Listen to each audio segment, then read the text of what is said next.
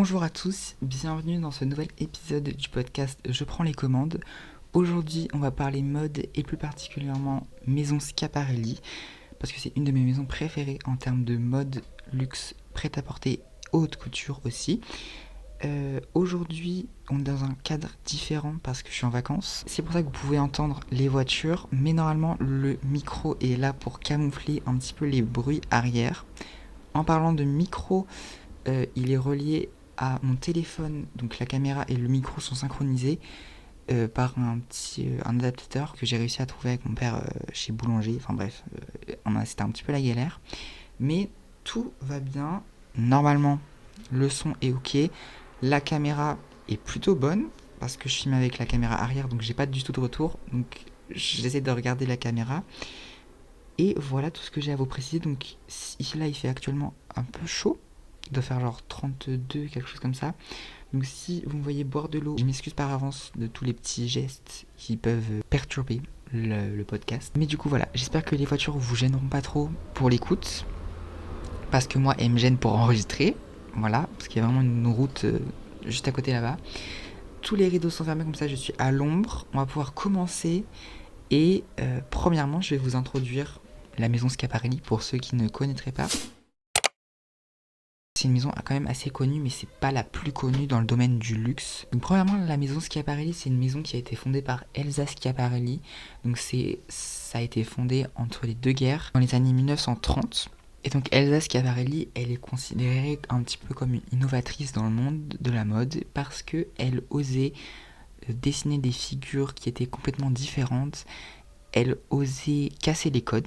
Elle était plutôt avant-gardiste dans tout ce qui concerne le surréalisme autour du corps de la femme. Tous ces vêtements étaient un petit peu excentriques et assez compliqués à porter. Dans ces collections, on peut retrouver du trompe-l'œil, de l'anatomie, tout ce qui est animaux, insectes. Et donc cette marque, je pense que vous comprenez au nom, mais c'est du coup une marque italienne, parce que Elsa Schiaparelli est née en Italie, à Rome. Et Elsa Schiaparelli est quand même une femme qui descend de la bourgeoisie italienne, une descendante des Médicis. Donc si vous connaissez le nom Médicis, ça doit vous rappeler quelque chose. Alors au début, Elsa Schiaparelli n'était pas du tout concernée par la mode. Elle faisait des études de philosophie, elle était plutôt dans les lettres. Et c'est après ses multiples voyages, notamment à Londres, aux États-Unis, qu'elle va venir s'installer à Paris. Donc entre-temps, elle a eu des enfants, etc. Enfin, une enfant notamment. Je suis pas ici pour vous épiloguer sur toute sa vie. Je pense qu'il y a des vidéos qui sont beaucoup mieux. Moi, je suis ici surtout pour vous donner mon avis personnel, etc. Donc voilà, j'épilogue pas trop sur sa vie, mais juste donner les points principaux. C'est en 1927 qu'elle déménage à Paris, rue de l'Université. Et grâce à ses voyages, elle va utiliser tout ce qu'elle a vu, tout ce qu'elle a connu, pour l'importer en France. Et donc en fait, c'est en la fin des années 20 qu'elle ouvre un magasin à Paris. À la base, elle n'était pas du tout destinée à faire de la mode, de la haute couture même.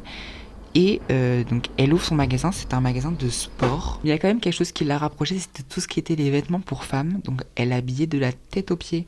Vraiment, elle avait tous les accessoires possibles. Et c'est quelques années plus tard, dans les années 30, début des années 30, qu'elle va s'installer 21 Place Vendôme.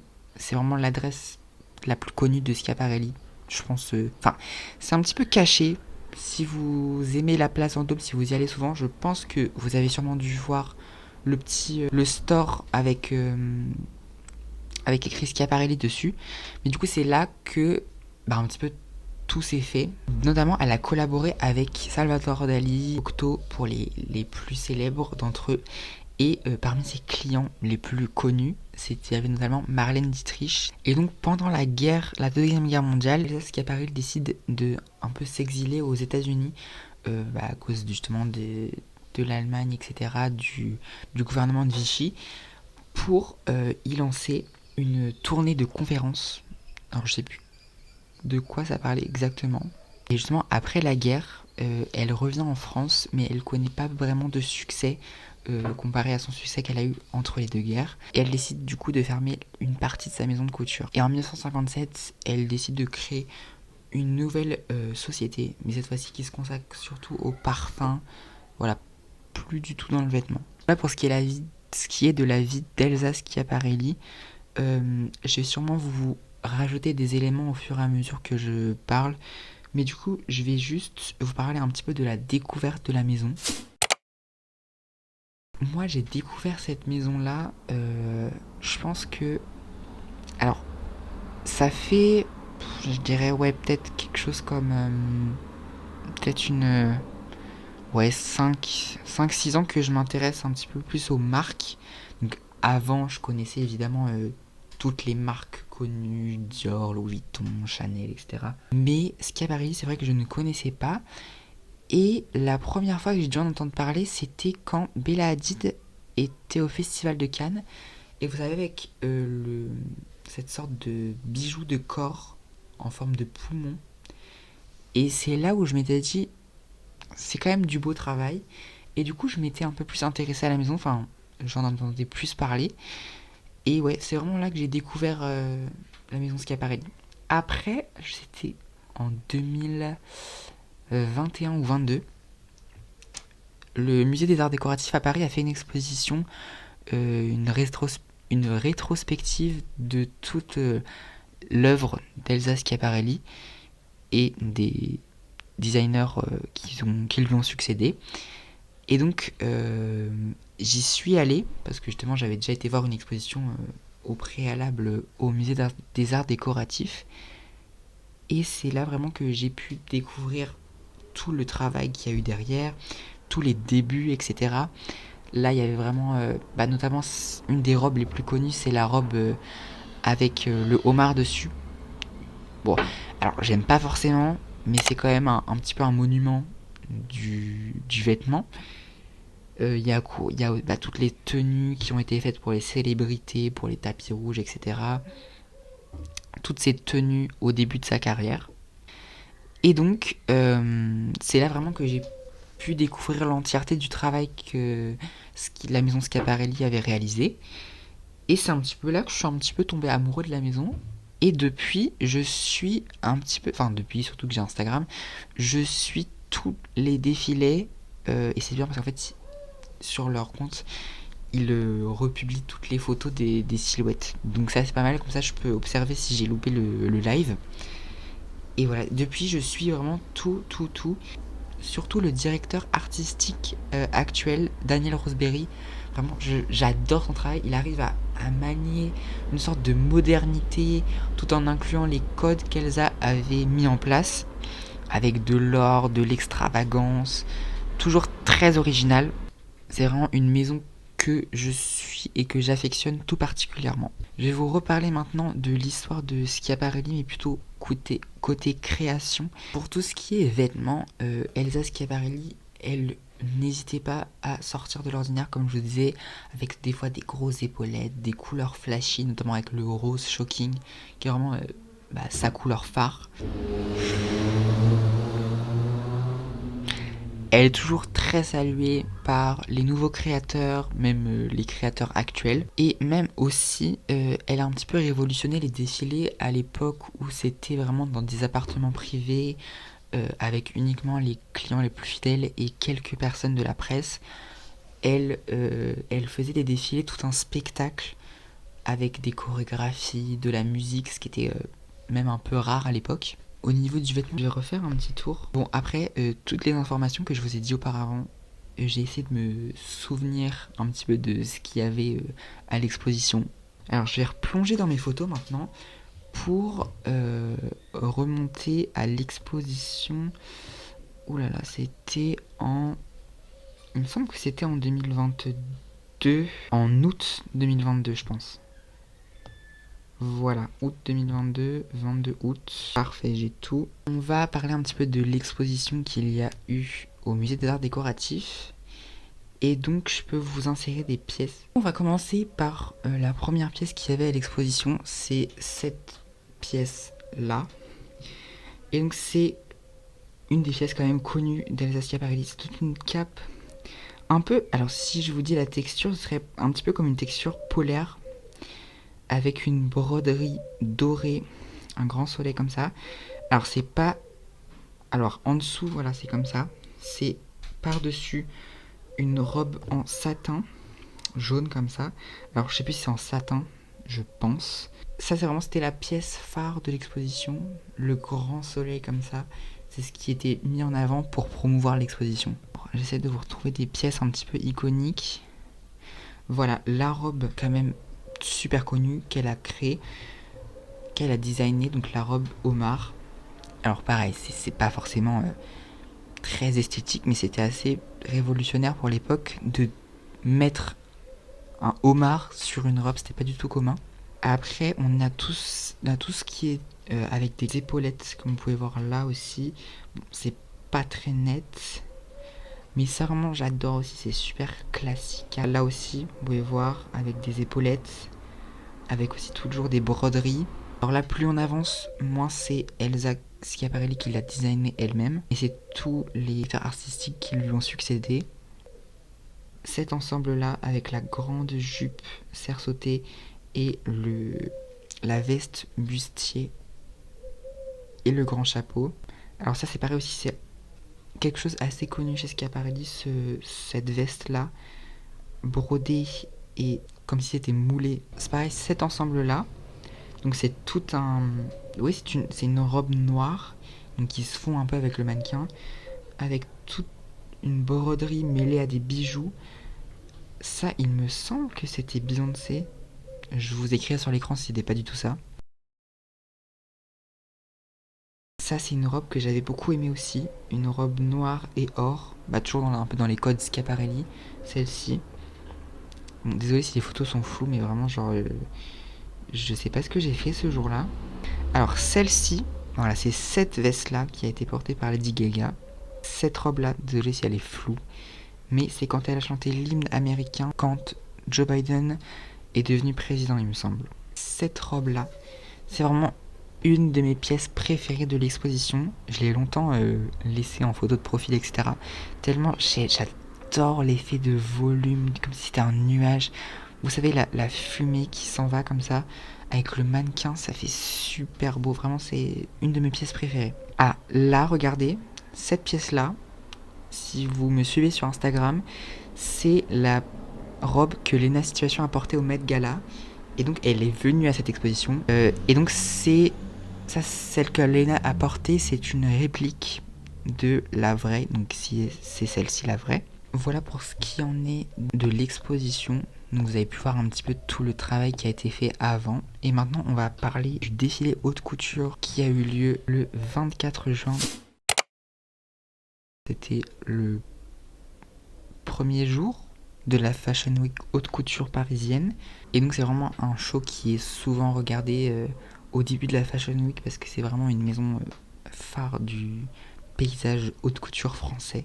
Donc vraiment dans ce défilé, j'ai aimé quasiment toutes les silhouettes, excepté peut-être quelques-unes, je sais pas. De toute façon, ici on va parler que de mes préférées, donc quasiment toutes.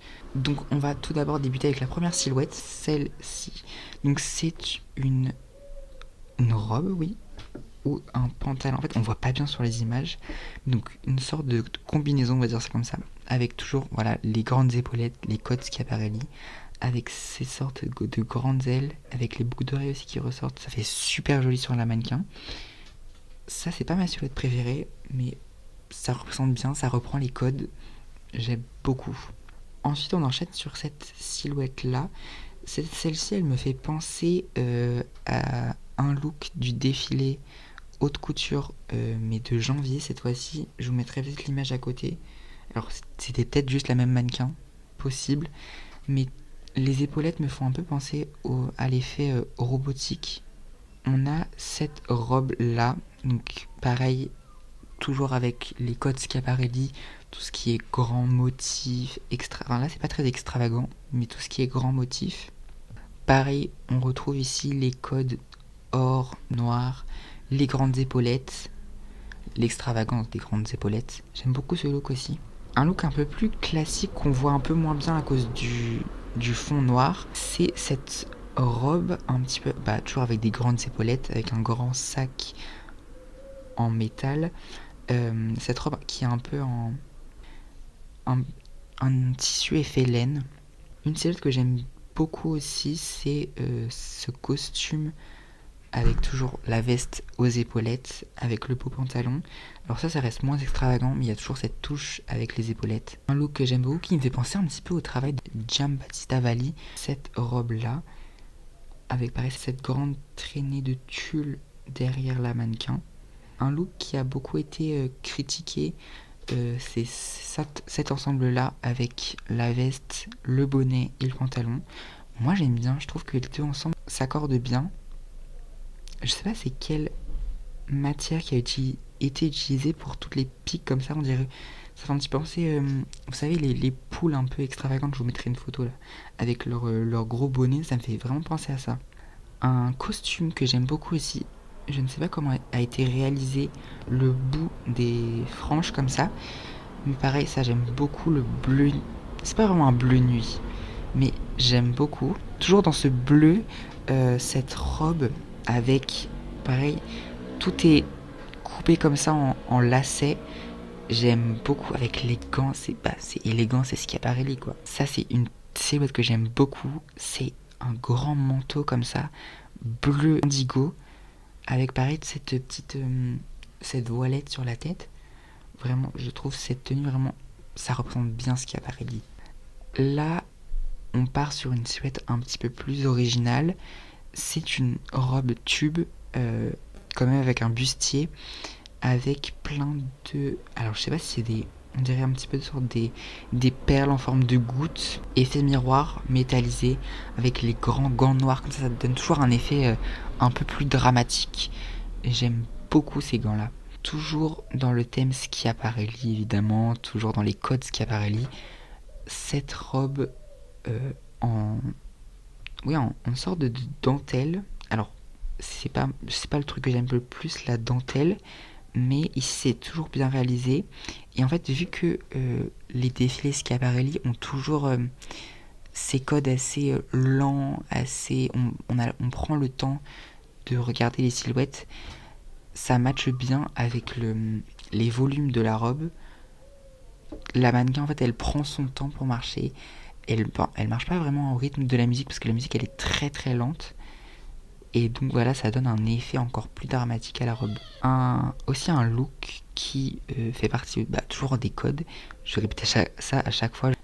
Ce look-là, qui fait un petit peu penser au poumon et qui rappelle l'utilisation de l'anatomie dans le travail d'Elsa Schiaparelli. Une robe portée par la mannequin Mona, que j'aime beaucoup aussi. Alors, peut-être que le nœud est un peu bas, le vert comme ça qui ressort beaucoup avec le fond noir. Pareil, toujours dans ce bleu indigo, mais un peu plus clair cette fois-ci. Cette robe-là, toujours avec la voilette sur la tête. Et si vous voyez sur le sac, il y a une petite serrure. Et ça a été introduit il n'y a pas tellement longtemps par Daniel Roseberry dans les défilés. Et il y a toujours des petites références justement à la clé. Toujours dans le même style que la robe en dentelle de tout à l'heure, avec un petit peu le même volume.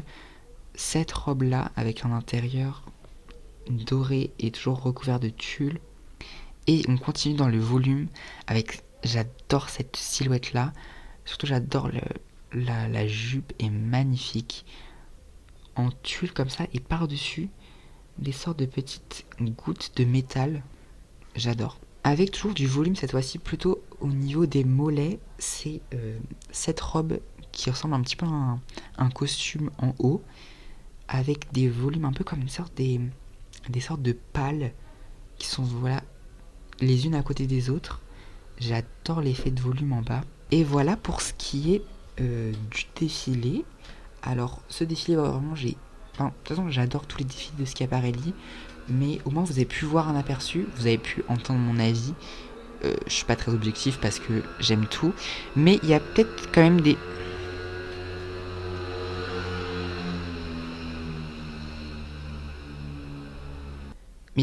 pièces que j'aime moins, que j'ai pas mis dans cette vidéo là. Et moi je vais vous laisser là pour cet épisode. J'espère que ça vous aura plu, que ça vous aura un petit peu diverti pendant vos vacances. Et moi je vous dis à la prochaine pour un nouvel épisode du podcast Je prends les commandes. Salut!